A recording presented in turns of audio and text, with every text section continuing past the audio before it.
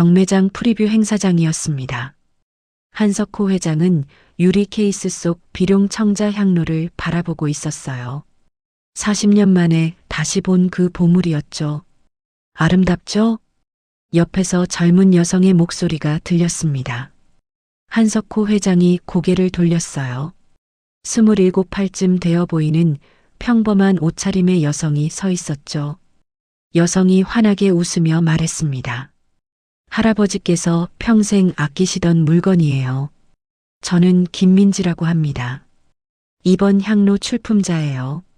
한석호 회장의 심장이 멈추는 것 같았습니다. 김민지, 김영인 선생의 손녀라는 사실이 머리를 강타했죠. 김민지가 말했습니다. 할아버지의 꿈을 이루려고 이걸 팔기로 했어요. 지역예술인 센터를 짓는 거예요. 한석호 회장은 망치로 머리를 맞은 것 같았습니다.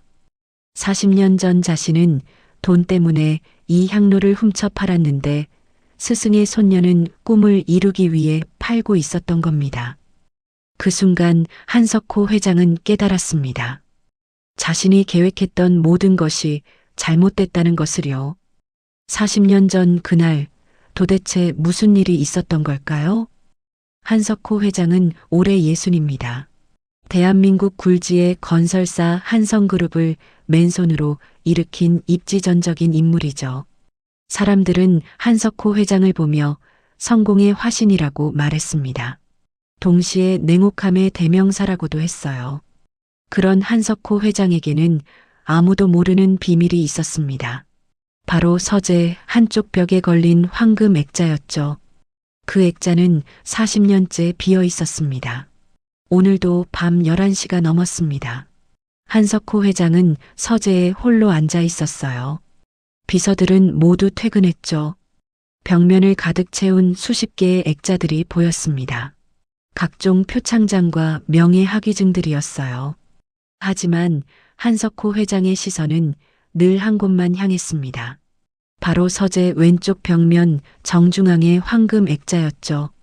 액자는 텅 비어 있었습니다. 한석호 회장은 천천히 일어나 그곳으로 걸어갔어요. 손을 뻗어 액자 테두리를 쓰다듬었습니다. 차가웠죠. 그 차가움이 가슴 깊숙이 파고들었어요. 한석호 회장은 이 빈자리를 채울 수 있었습니다. 돈은 충분했으니까요. 하지만 채우지 않았어요. 아니, 채울 수가 없었죠. 이곳은 단순한 빈 공간이 아니었습니다. 40년 전 한석호 회장이 잃어버린 것을 상징하는 자리였거든요. 한석호 회장이 작게 중얼거렸습니다. 양심이란 게 이렇게 무거운 거였나? 목소리는 떨렸습니다. 60평생을 살아오면서 수많은 협상 테이블에서 단 한 번도 흔들리지 않았던 목소리였죠. 하지만 이 빈 액자 앞에서만큼은 달랐어요. 한석호 회장은 창밖을 바라봤습니다. 서울 시내가 한눈에 내려다 보이는 63층 회장실이었죠. 불빛들이 반짝였습니다. 저 불빛 하나하나가 누군가의 삶이겠죠. 한석호 회장도 한때는 저 아래 어딘가에서 가난하게 살았습니다. 40년이 흘렀어요. 한석호 회장은 한성그룹을 세우기까지 수많은 경쟁자들을 밟고 올라왔습니다. 냉혹하다는 소리를 들었죠. 때로는 비정하다는 말도 들었어요. 하지만 한석호 회장은 그것이 사업이라고 생각했습니다. 정당한 경쟁이었다고 스스로를 위로했죠. 그런데 진실은 달랐습니다. 한석호 회장의 성공은 처음부터 잘못된 출발점에서 시작됐거든요. 피와 땀으로 이뤄낸 성공이라고 말할 수 있었습니다. 하지만 동시에 양심을 팔아넘긴 대가이기도 했죠. 매년 연말이 되면 한석호 회장은 잠을 이루지 못했습니다. 올해도 마찬가지였어요. 12월이 되자 불면의 밤이 시작됐죠. 잠자리에 누워도 눈을 감을 수가 없었습니다. 눈을 감으면 한 사람의 얼굴이 떠올랐거든요. 김영인 선생이었습니다. 한석호 회장의 스승이자 은인이었던 분이죠. 40년이 지났지만 김영인 선생의 얼굴은 또렷했습니다. 온화한 미소를 짓던 모습이 눈에 선했어요. 한석호 회장이 소파에 앉아 위스키 잔을 들었습니다. 한 모금 마셨죠. 목구멍이 타들어가는 것 같았어요. 하지만 가슴속 죄책감은 사라지지 않았습니다. 책상 위에 놓인 달력이 보였습니다. 12월 28일이었죠. 올해도 이제 며칠 남지 않았어요. 한석호 회장은 은퇴를 앞두고 있었습니다. 내년 3월이면 회장직에서 물러나기로 이사회와 합의한 상태였죠. 60년을 살았습니다.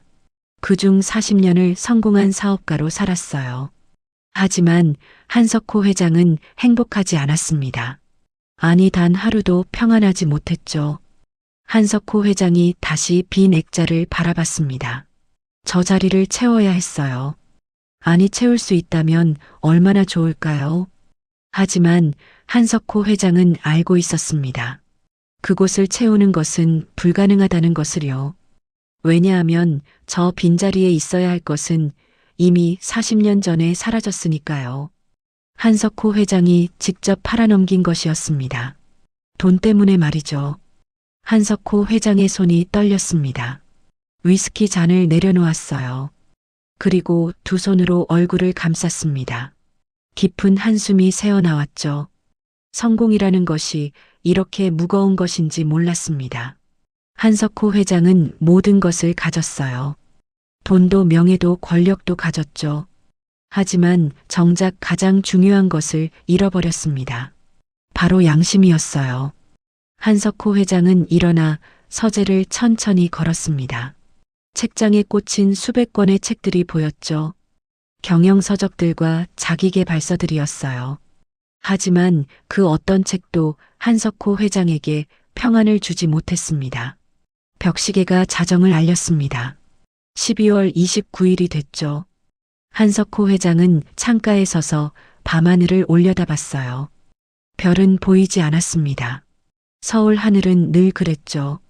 한석호 회장이 작게 속삭였습니다. 선생님, 죄송합니다. 목소리는 떨렸어요. 60살 노인의 목소리가 아니었습니다. 마치 20살 청년이 용서를 구하는 것 같았죠. 하지만 김영인 선생은 이미 이 세상 사람이 아니었습니다. 40년 전에 돌아가셨거든요. 한석호 회장의 배신이 직접적인 원인이었죠. 한석호 회장은 서재 문을 열고 밖으로 나왔습니다. 긴 복도를 걸어 집무실로 향했어요. 야간 경비원이 고개를 숙여 인사했습니다. 한석호 회장은 고개만 끄덕였죠. 집무실에 들어서자 더 큰 빈 공간이 느껴졌습니다. 넓은 사무실이 텅 비어 있었거든요. 한석호 회장은 회장 책상 앞에 섰어요. 그리고 서랍을 열었습니다. 오래된 사진 한 장이 나왔죠. 흑백 사진이었어요. 젊은 한석호 회장과 김영인 선생이 함께 찍은 사진이었습니다. 둘 다 웃고 있었죠. 한석호 회장은 사진을 꺼내 들었습니다. 손끝이 떨렸어요. 사진 속 20살의 자신이 너무도 순수해 보였습니다. 저 때는 몰랐죠. 자신이 이렇게 무거운 죄를 짊어지고 평생을 살아가게 될 줄은요. 한석호 회장이 사진을 가슴에 안았습니다. 눈시울이 뜨거워졌어요. 하지만 눈물은 나오지 않았습니다.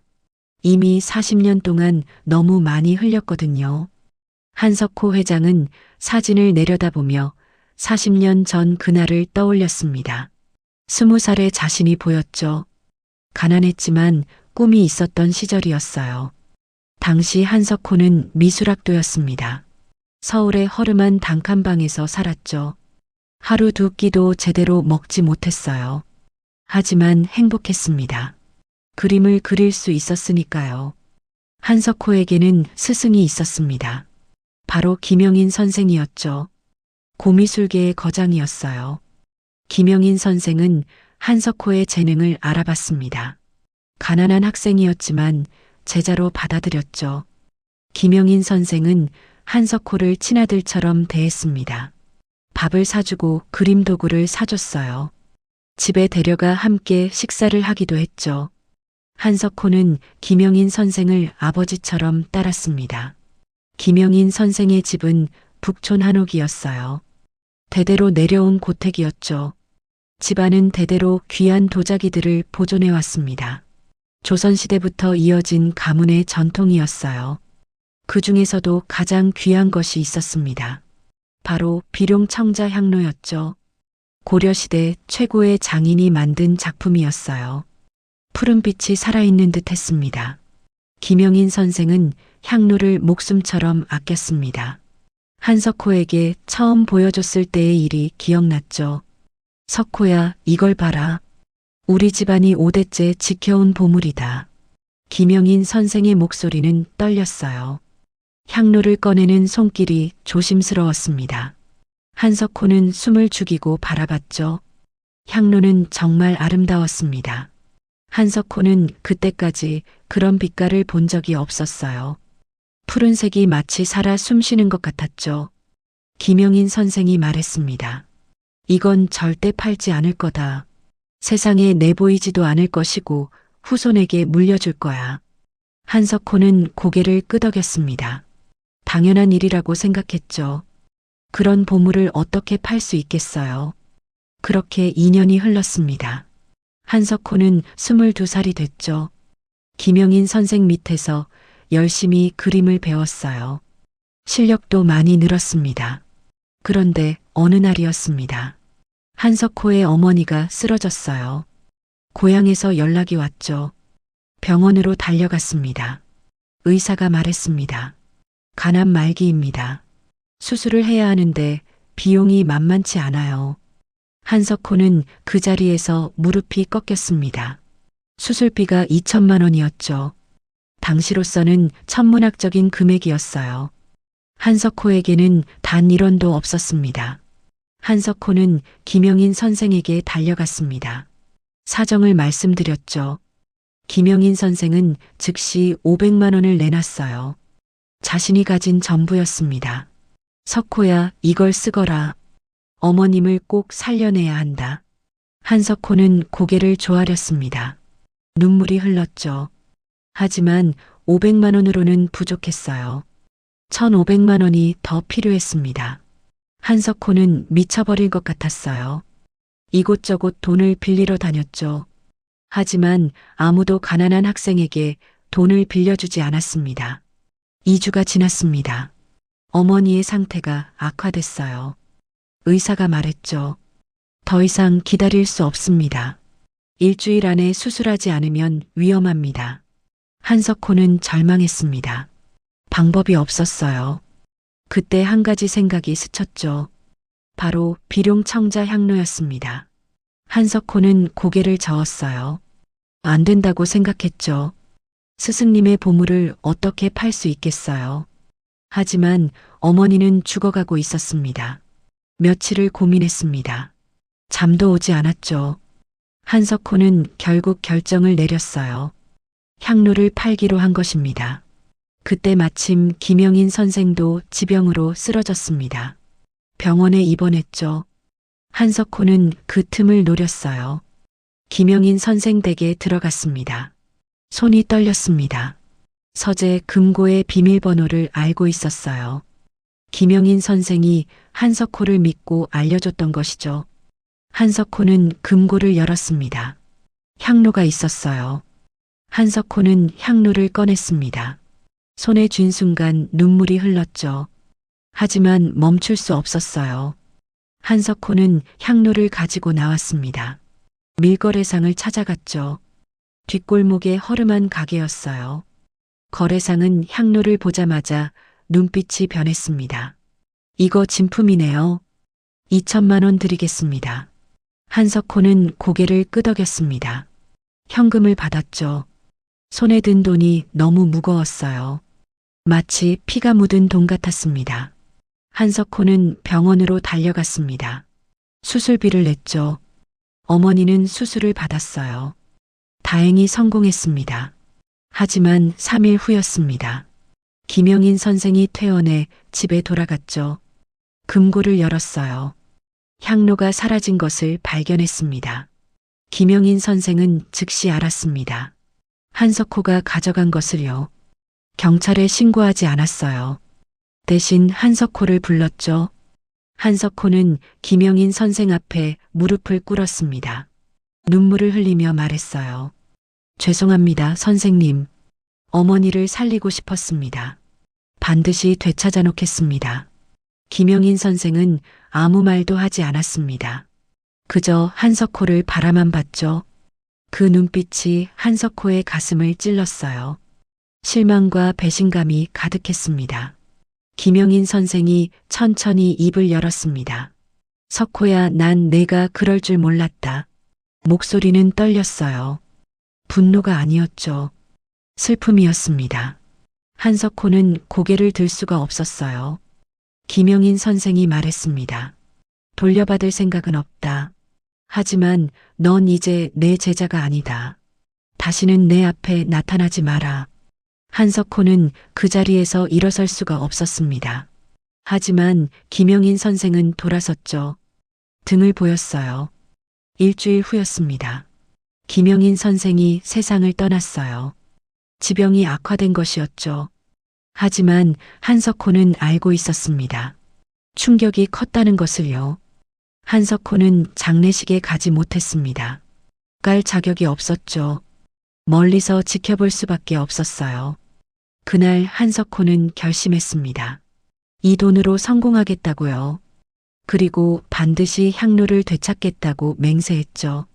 한석호는 건설 일용직으로 시작했습니다. 밤낮 없이 일했어요. 돈을 모았죠. 작은 건설 하청업체를 차렸습니다. 실력과 운이 따랐어요. 사업은 점점 커졌죠. 10년 만에 중견기업이 됐습니다. 20년 후에는 대기업 반열에 올랐어요. 하지만 한석호는 단 하루도 평안하지 못했습니다. 밤마다 김영인 선생의 얼굴이 떠올랐거든요. 실망한 눈빛이 가슴을 찔렀습니다. 40년이 흘렀습니다. 한석호는 모든 것을 잃었어요. 하지만 향로는 찾지 못했죠. 어디로 갔는지 알 수 없었습니다. 한석호 회장은 사진을 내려놓았습니다. 깊은 한숨이 나왔죠. 40년 전 그날의 선택이 오늘의 자신을 만들었어요.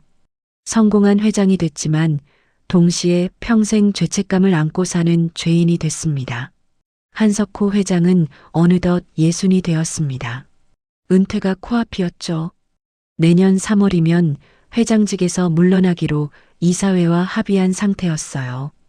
요즘 한석호 회장은 자주 생각했습니다. 은퇴 후에 무엇을 하며 살아야 할지 말이죠. 돈은 충분했어요. 명예도 있었습니다.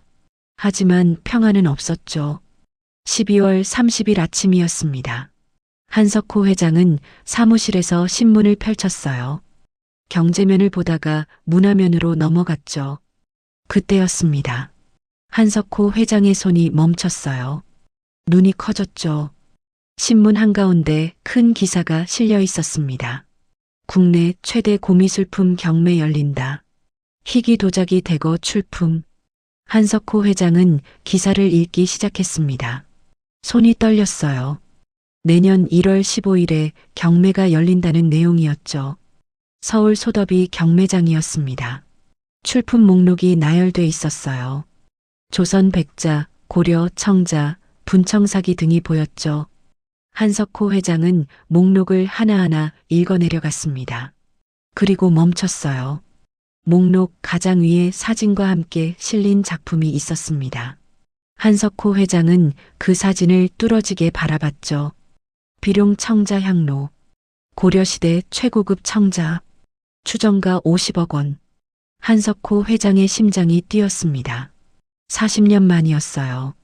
40년 만에 다시 본 그 향로였죠. 사진 속 향로는 여전히 아름다웠습니다. 푸른 빛이 살아있었어요. 한석호 회장은 신문을 내려놓았습니다. 두 손으로 얼굴을 감쌌죠. 숨이 가빠왔어요. 믿을 수가 없었습니다. 40년 동안 찾아 헤맸던 향로였어요. 어디로 갔는지 알 수 없었죠. 밀거래상에게 팔았기 때문에 추적이 불가능했습니다. 한석호 회장은 온갖 방법을 동원했어요. 사람을 고용해 찾기도 했죠. 하지만 흔적조차 찾을 수 없었습니다. 그런데 지금 눈앞에 나타났어요. 한석호 회장은 즉시 비서를 불렀습니다. 박 비서가 들어왔죠. 회장님 부르셨습니까? 한석호 회장이 신문을 가리켰습니다. 이 경매에 대해 알아봐. 출품자가 누군지 어떤 경로로 향로를 입수했는지 모두 조사하게. 박 비서는 신문을 받아들었습니다. 고개를 끄덕였죠. 알겠습니다, 회장님. 박 비서가 나갔어요. 한석호 회장은 다시 사진을 바라봤습니다. 향로가 마치 자신을 부르는 것 같았어요. 한석호 회장은 자리에서 일어났습니다. 창가로 걸어갔죠. 서울 시내가 내려다 보였어요. 하늘은 맑았습니다. 한석호 회장이 중얼거렸습니다. 이번이 마지막 기회다. 목소리는 단호했어요. 40년을 기다렸습니다. 이제 기회가 왔죠. 놓칠 수 없었어요. 한석호 회장은 결심했습니다. 향로를 되찾기로요. 어떤 가격을 치르더라도 사오기로 했죠. 돈은 문제가 아니었습니다. 2시간 후였습니다. 박 비서가 다시 들어왔어요.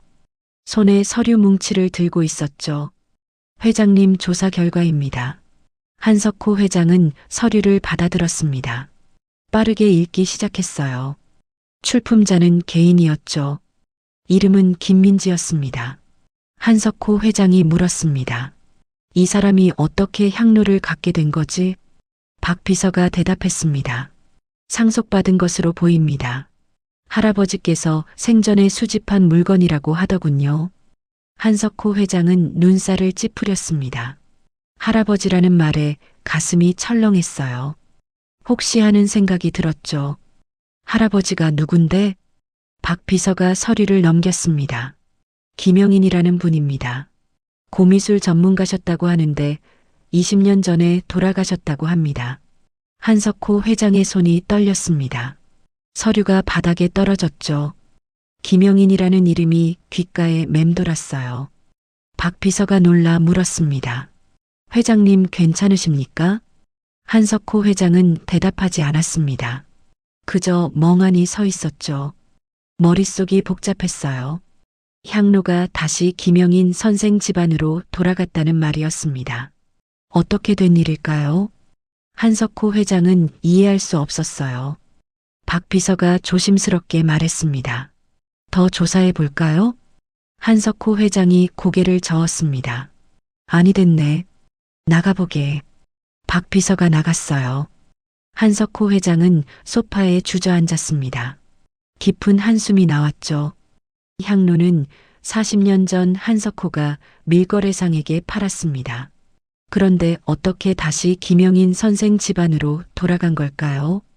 누군가 되찾은 것일까요? 한석호 회장은 알 수 없었습니다. 하지만 중요한 건 아니었어요. 지금 향로가 경매에 나온다는 사실이 중요했죠. 한석호 회장은 책상으로 돌아왔습니다. 경매 카탈로그를 인터넷에서 찾았어요. 다운로드해서 열었죠. 향로 사진이 크게 나왔습니다. 여러 각도에서 찍은 사진들이었어요. 한석호 회장은 하나하나 자세히 봤습니다. 틀림없었어요. 40년 전 그 향로가 맞았습니다. 밑바닥에 작은 흠집까지 기억났죠. 한석호 회장은 김영인 선생과 함께 그 향로를 수없이 봤었거든요. 한석호 회장이 전화기를 들었습니다. 소더비 경매장으로 전화를 걸었죠. 직원이 받았어요. 소더비 경매장입니다. 한석호 회장이 말했습니다. 1월 15일 경매에 참가하고 싶습니다. 익명으로요. 직원이 대답했습니다. 가능합니다. VIP 고객이시면 익명 참가가 가능하십니다. 한석호 회장은 절차를 물었어요. 직원이 친절하게 설명했죠. 보증금을 내고 등록하면 된다고 했습니다. 한석호 회장은 즉시 처리하라고 지시했습니다. 박 비서를 통해 모든 절차를 밟았죠. 이틀 만에 등록이 완료됐어요. 한석호 회장은 밤마다 향로 사진을 봤습니다. 컴퓨터 화면에 띄워놓고 한참을 바라봤죠. 가슴이 뛰었어요. 이번이 정말 마지막 기회였습니다. 40년 만에 찾아온 기회였죠. 한석호 회장은 놓칠 수 없었어요. 한석호 회장은 계획을 세웠습니다. 경매에서 어떤 가격이 나오든 최고가를 써서 낙찰받기로 했죠. 100억이 되든 200억이 되든 상관없었어요.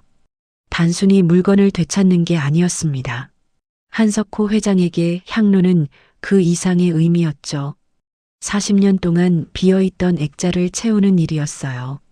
죄책감을 씻어내는 일이었습니다. 한석호 회장은 서재로 갔습니다. 빈 액자 앞에 섰죠. 손을 뻗어 액자를 만졌어요. 곧 채워줄 수 있을 거야. 목소리는 떨렸습니다. 기대와 불안이 섞여 있었죠. 한석호 회장은 40년을 기다렸어요. 이제 2주만 더 기다리면 됐습니다. 경매일인 1월 15일까지 말이죠. 한석호 회장은 그날만을 손꼽아 기다렸습니다. 마지막 거래가 될 것이었어요. 양심을 되찾는 거래 말입니다. 1월 14일 오후였습니다. 경매 하루 전날이었죠. 소더비 경매장에서는 VIP 고객들을 위한 프리뷰 행사가 열렸어요. 한석호 회장은 오후 3시에 경매장에 도착했습니다.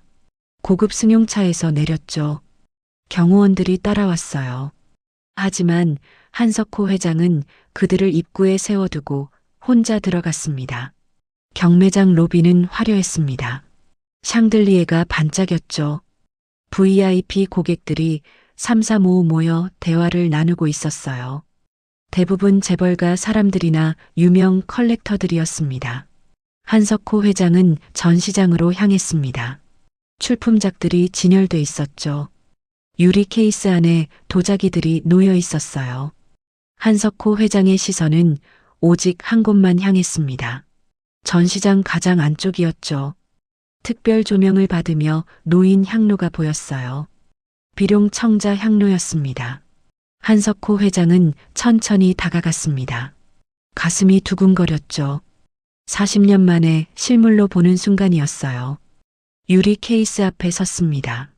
향로는 여전히 아름다웠어요. 푸른빛이 은은하게 빛났죠. 한석호 회장은 숨을 죽이고 바라봤습니다. 손을 뻗고 싶었어요. 만져보고 싶었죠. 하지만 유리가 가로막고 있었습니다. 한석호 회장은 그저 바라볼 수밖에 없었어요. 얼마나 시간이 흘렀을까요? 한석호 회장은 시간 가는 줄 몰랐습니다. 그때 옆에서 목소리가 들렸죠. 아름답죠? 한석호 회장이 고개를 돌렸습니다. 젊은 여성이 서 있었어요. 27할 정도로 보였죠. 평범한 베이지색 코트를 입고 있었습니다. 여성은 환하게 웃고 있었어요. 해맑은 미소였죠.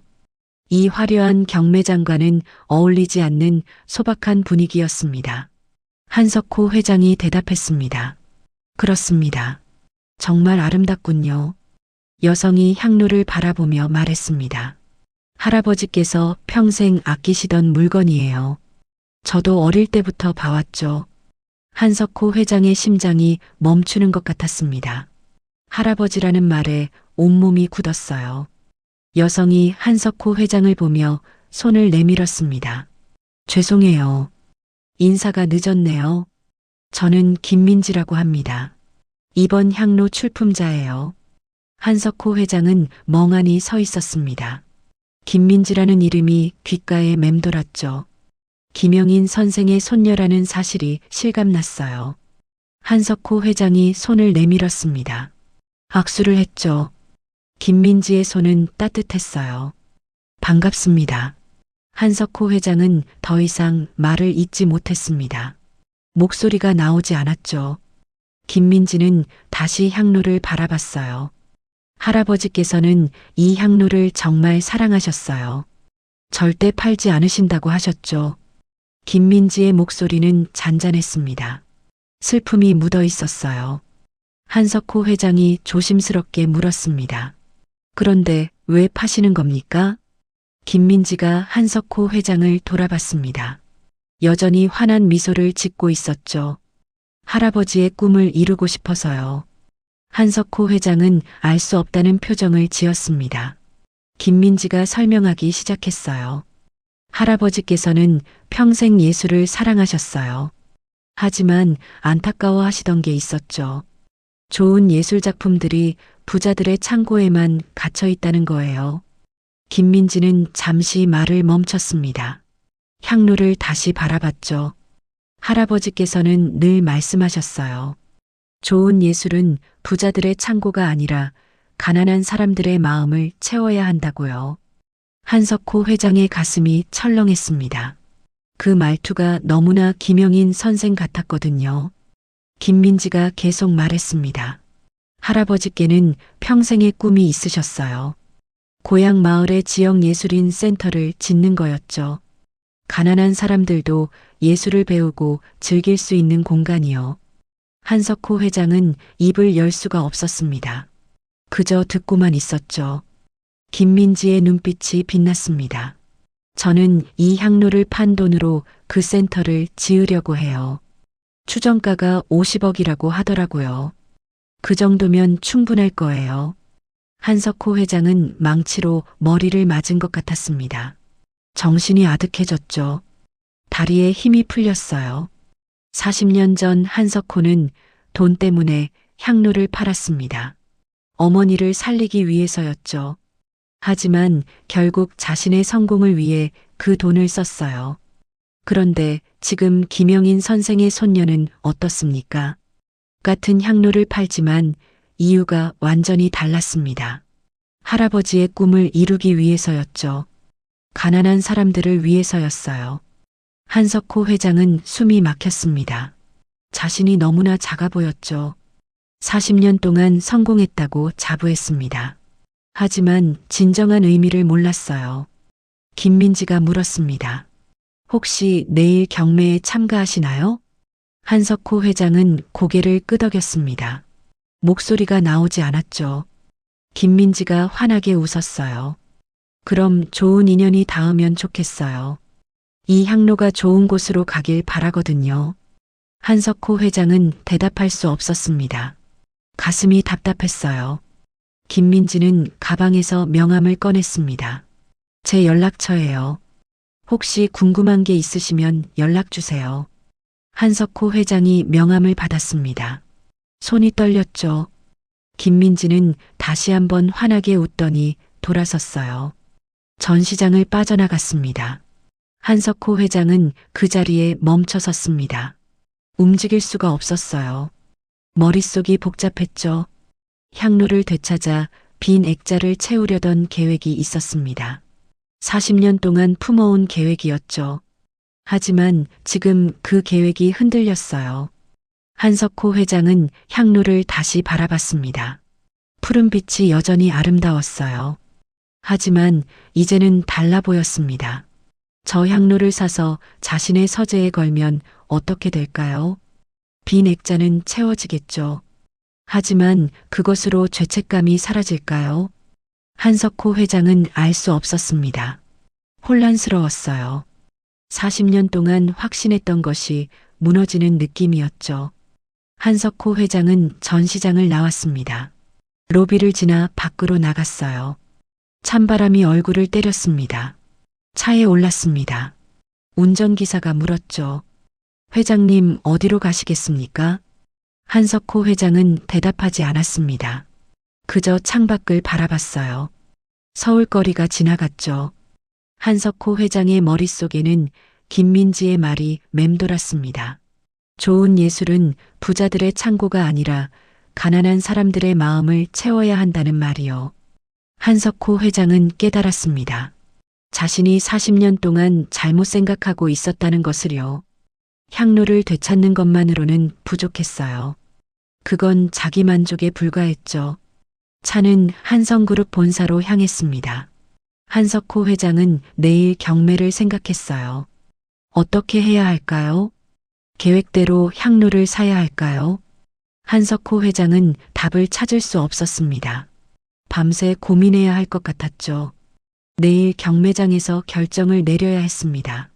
한석호 회장은 그날 밤 잠을 이루지 못했습니다. 침대에 누워 있었지만 눈이 감기지 않았죠. 천장만 바라봤어요.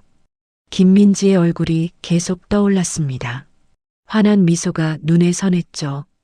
그리고 그녀가 했던 말들이 귓가에 맴돌았어요. 할아버지께서는 늘 말씀하셨어요. 좋은 예술은 부자들의 창고가 아니라 가난한 사람들의 마음을 채워야 한다고요. 한석호 회장은 뒤척였습니다. 가슴이 답답했어요. 40년 전 자신의 모습이 떠올랐죠.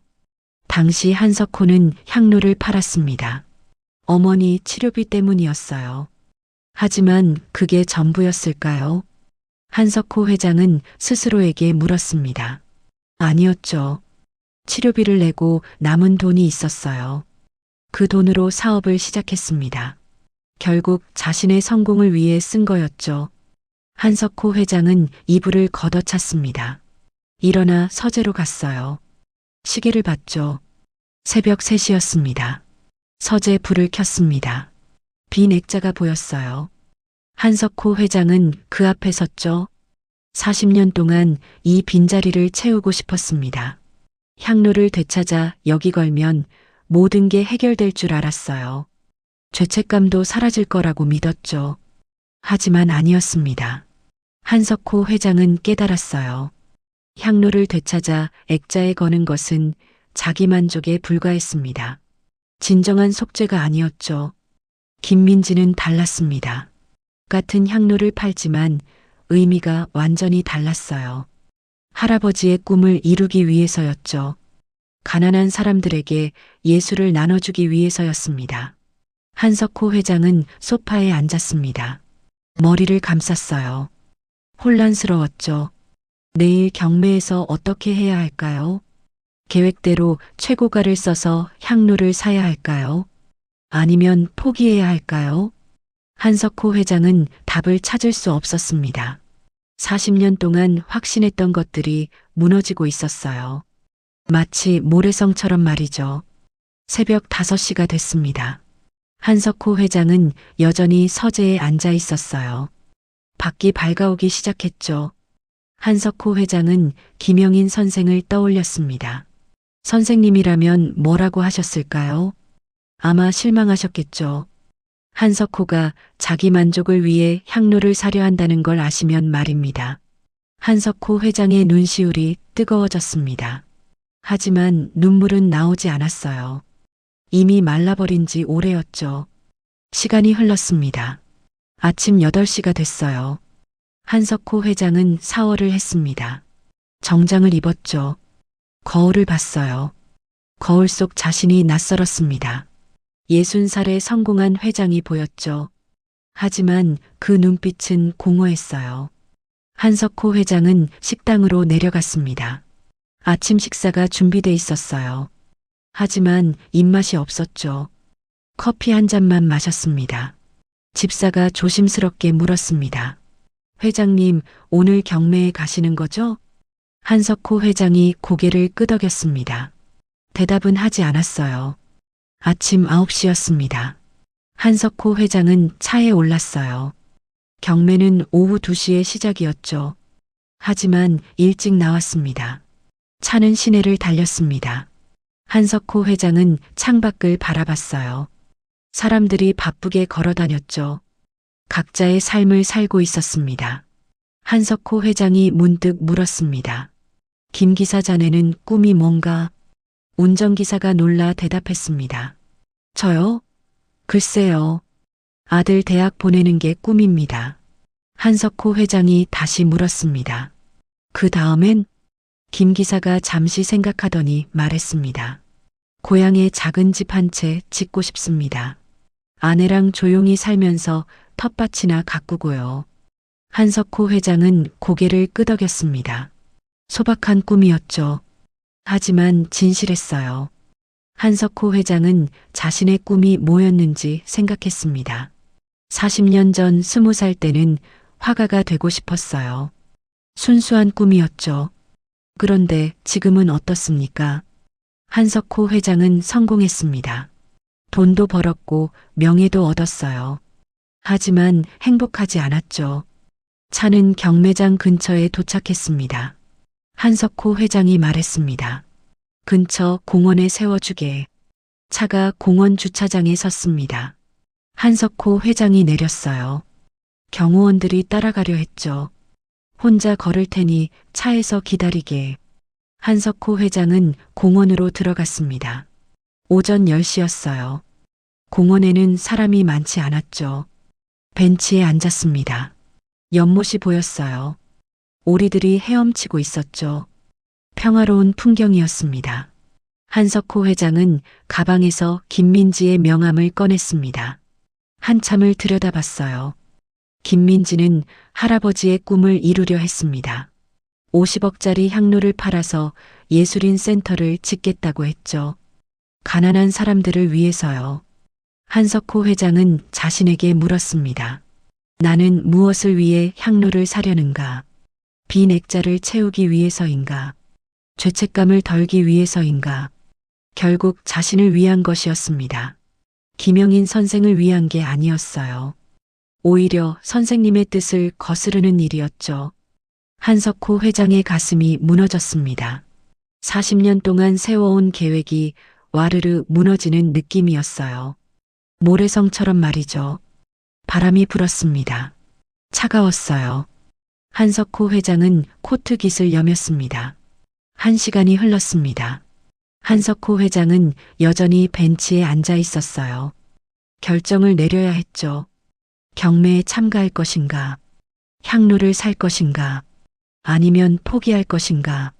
한석호 회장은 알 수 없었습니다. 머릿속이 복잡했어요. 정답이 보이지 않았죠. 정오가 됐습니다. 한석호 회장은 일어났어요. 경매장으로 가야 했습니다. 2시간 후면 경매가 시작되니까요. 다시 차에 올랐습니다. 경매장으로 향했어요. 한석호 회장의 심장이 빨리 뛰었죠. 오늘 결정이 날 것입니다. 40년을 끌어온 일이 오늘 끝나는 거예요. 하지만 어떻게 끝날지는 아직 몰랐습니다. 한석호 회장은 창밖을 바라봤습니다. 서울거리가 지나갔어요. 빌딩들이 솟아 있었죠. 저 빌딩 중 하나가 한성그룹 본사였습니다. 한석호 회장이 그 모든 걸 읽었어요. 하지만 지금 그게 무슨 의미가 있을까요? 진정으로 중요한 건 다른 것이었죠. 차가 경매장에 도착했습니다. 오후 1시였어요. 1시간 후면 경매가 시작됩니다. 한석호 회장은 차에서 내렸습니다. 경매장 건물을 올려다봤어요. 높은 건물이었죠. 한석호 회장은 깊게 숨을 들이쉬었습니다.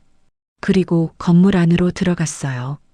운명의 시간이 다가오고 있었습니다. 경매장 대형홀에 사람들이 모여들었어요. VIP석에는 재벌가 인사들과 유명 컬렉터들이 앉았죠. 한석호 회장은 뒷줄 VIP석에 자리를 잡았습니다. 눈에 띄지 않는 곳이었어요. 익명 참가자로 등록했으니까요. 경매장은 웅성거렸습니다. 사람들이 카탈로그를 펼쳐보며 대화를 나눴죠. 오늘 경매의 하이라이트는 단연 비룡 청자 향로였어요. 한석호 회장은 앞쪽을 바라봤습니다. 단상 위에 경매 진행자가 섰어요. 중년의 남자였죠. 마이크를 잡고 미소 지었습니다. 신사숙녀 여러분 환영합니다. 오늘 경매를 시작하겠습니다. 박수 소리가 났습니다. 경매가 시작됐죠. 첫 번째 출품작이 나왔어요. 조선 백자였습니다. 경매는 순조롭게 진행됐습니다. 하나씩 낙찰되고 있었죠. 한석호 회장은 전혀 관심이 없었어요. 그저 시간이 지나기만 기다렸습니다. 1시간이 흘렀습니다. 드디어 순서가 왔어요. 진행자가 말했죠. 다음은 오늘의 메인 작품입니다. 비룡 청자 향로입니다. 조명이 바뀌었습니다. 단상 위에 향로가 올려졌어요. 유리 케이스 안에 담겨 있었죠. 조명을 받아 푸른빛이 영롱하게 빛났습니다. 경매장이 조용해졌습니다. 모두가 향로를 바라봤어요. 탄성이 여기저기서 흘러나왔죠. 진행자가 설명을 시작했습니다. 고려시대 최고급 청자입니다. 보존 상태가 완벽하죠. 추정가는 50억 원입니다. 시작가는 30억 원으로 하겠습니다. 한석호 회장의 심장이 뛰었습니다. 손에 땀이 났어요. 번호판을 꽉 쥐었죠. 진행자가 말했습니다. 30억 원 시작합니다. 즉시 번호판이 올라갔습니다. 앞줄에 한 남자였어요. 진행자가 외쳤죠. 45번 고객님 30억입니다. 또 다른 번호판이 올라갔습니다. 72번 고객님 32억입니다. 경쟁이 시작됐어요. 번호판이 연달아 올라갔죠. 가격이 빠르게 치솟았습니다. 35억, 38억, 40억입니다. 한석호 회장은 아직 번호판을 들지 않았습니다. 지켜보고 있었어요. 경쟁자들을 파악하고 있었죠. 가격이 45억을 넘어섰습니다. 이제 입찰자가 3명으로 줄었어요. 앞줄에 2 남자와 옆줄에 한 여자였죠. 진행자가 외쳤습니다. 45번 고객님 48억입니다. 72번이 번호판을 들었습니다. 72번 고객님 50억입니다. 추정가를 넘어섰어요. 하지만 멈추지 않았죠. 45번이 다시 번호판을 들었습니다. 45번 고객님 52억입니다. 옆줄의 여자가 포기했습니다. 번호판을 내렸어요. 이제 2명만 남았죠. 한석호 회장은 긴장했습니다. 언제 들어가야 할까요? 지금 참여하면 가격이 더 오를 거예요. 조금 더 기다려야 했습니다. 72번이 번호판을 들었습니다. 72번 고객님 55억입니다. 45번이 망설였습니다. 잠시 생각하더니 번호판을 들었죠. 45번 고객님 58억입니다. 진행자가 72번을 바라봤습니다. 72번은 고개를 저었어요. 포기한 것이었죠. 진행자가 외쳤습니다. 58억 나왔습니다. 더 계신가요? 58억 한 번. 한석호 회장의 손이 움직였습니다. 번호판을 들려는 순간이었어요. 갑자기 시야에 누군가 들어왔습니다. 경매장 왼쪽 문으로 김민지가 들어왔어요. 조용히 뒤쪽 좌석에 앉았죠. 한석호 회장의 손이 멈췄습니다. 김민지가 보였어요. 긴장한 표정이었죠. 경매 진행을 지켜보고 있었습니다. 진행자가 계속 외쳤습니다. 58억 2번. 더 계신가요? 한석호 회장은 번호판을 들어야 했습니다. 지금이 기회였어요. 하지만 손이 움직이지 않았죠. 김민지의 얼굴이 보였습니다. 환한 미소를 짓던 그 얼굴이요. 할아버지의 꿈을 이루겠다던 그 목소리가 들렸어요. 한석호 회장의 가슴이 무너졌습니다. 자신이 무엇을 하려는 건지 깨달았죠.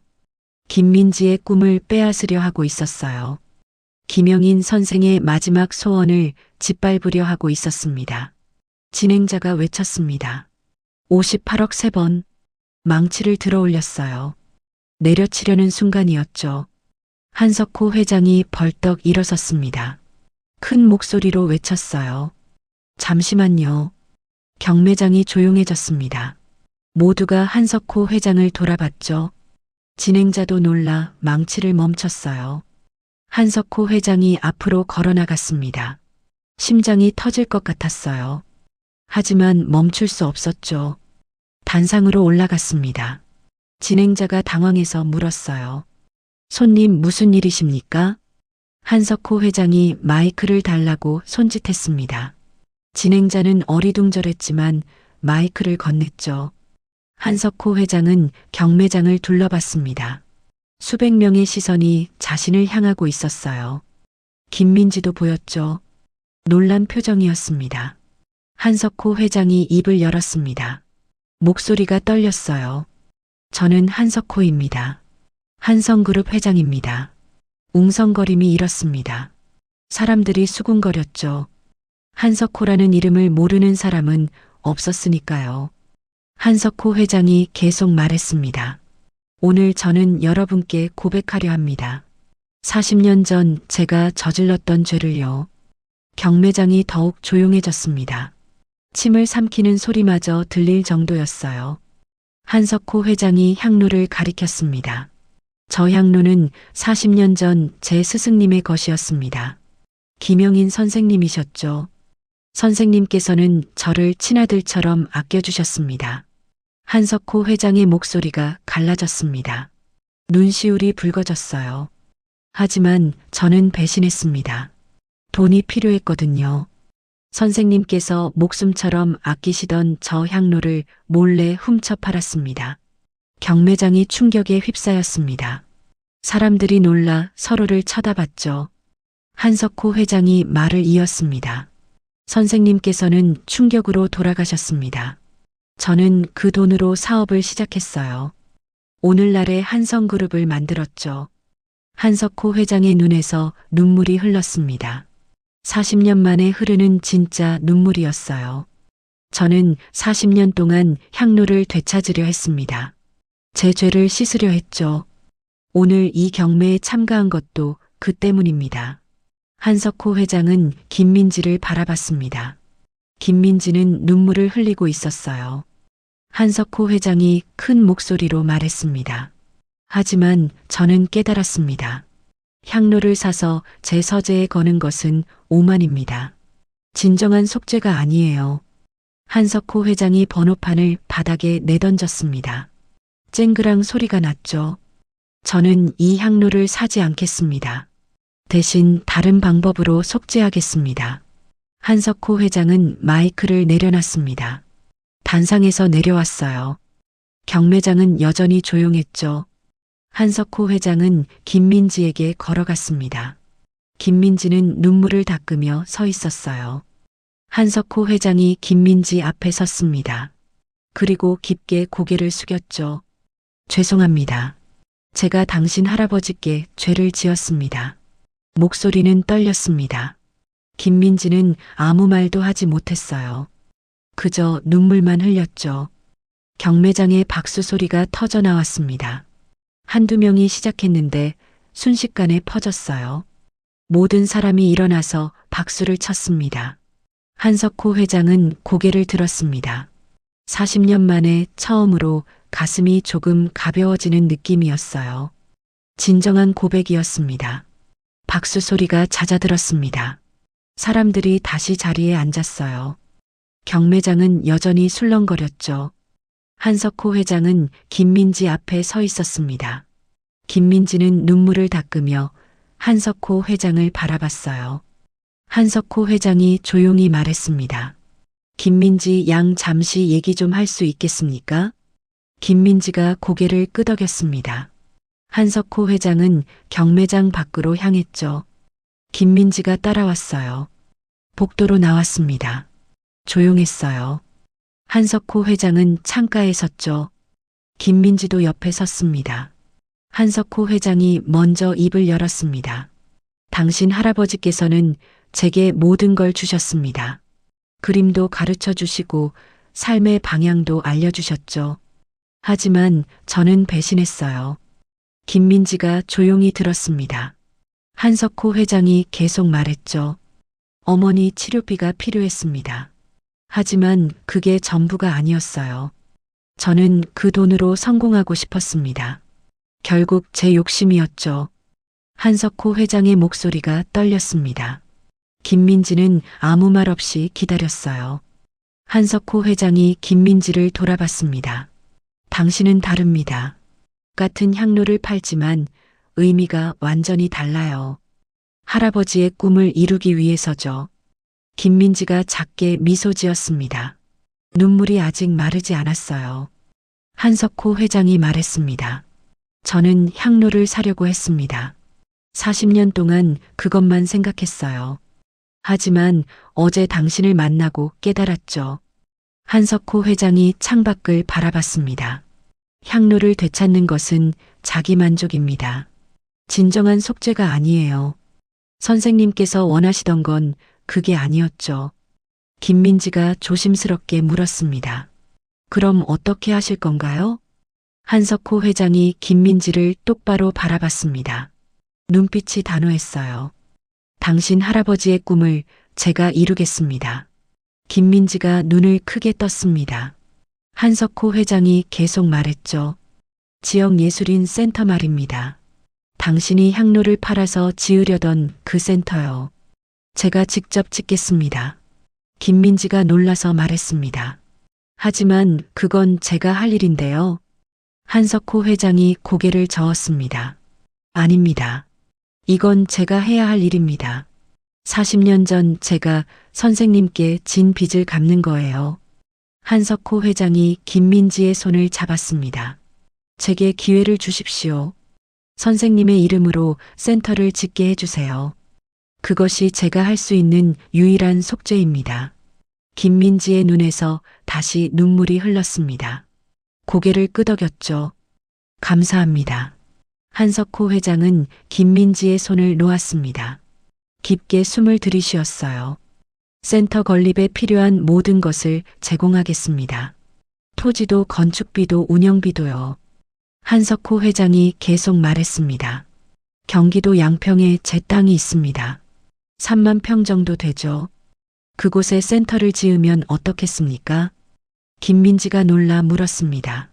3만 평이요? 한석호 회장이 고개를 끄덕였습니다. 예술인들이 작업도 하고 전시도 할 수 있는 복합 공간으로 만들겠습니다. 숙소도 짓고 공연장도 만들죠. 한석호 회장의 목소리에 힘이 실렸습니다. 40년 만에 처음으로 진심으로 하고 싶은 일이 생긴 것 같았어요. 건축비로 200억을 투입하겠습니다. 그리고 운영기금으로 300억을 출연하죠. 이자 수익으로 센터를 영구히 운영할 수 있을 겁니다. 김민지는 믿을 수가 없다는 표정이었습니다. 입을 다물지 못했어요. 한석호 회장이 말했습니다. 센터 이름은 김영인 예술인 센터로 하겠습니다. 선생님의 이름을 영원히 남기는 거죠. 김민지가 두 손으로 얼굴을 가렸습니다. 울음이 터져 나왔어요.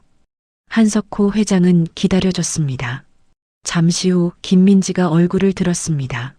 눈물 범벅이었지만 환하게 웃고 있었죠. 할아버지께서 정말 기뻐하실 거예요. 한석호 회장도 미소 지었습니다. 40년 만에 짓는 진심 어린 미소였어요. 한석호 회장이 물었습니다. 그럼 향로는 어떻게 하시겠습니까? 김민지가 잠시 생각했습니다. 그리고 말했죠. 센터 개관 기념물로 전시하면 어떨까요?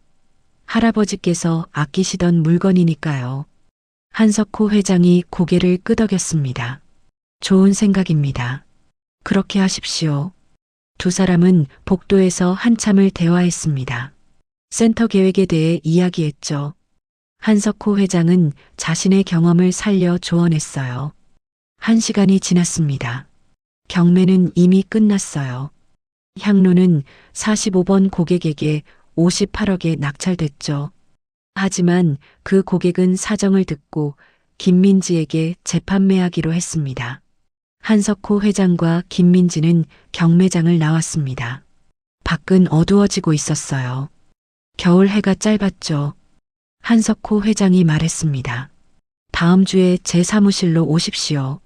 정식 계약을 하겠습니다. 김민지가 고개를 숙여 인사했습니다. 정말 감사합니다, 회장님. 한석호 회장이 손을 흔들었습니다.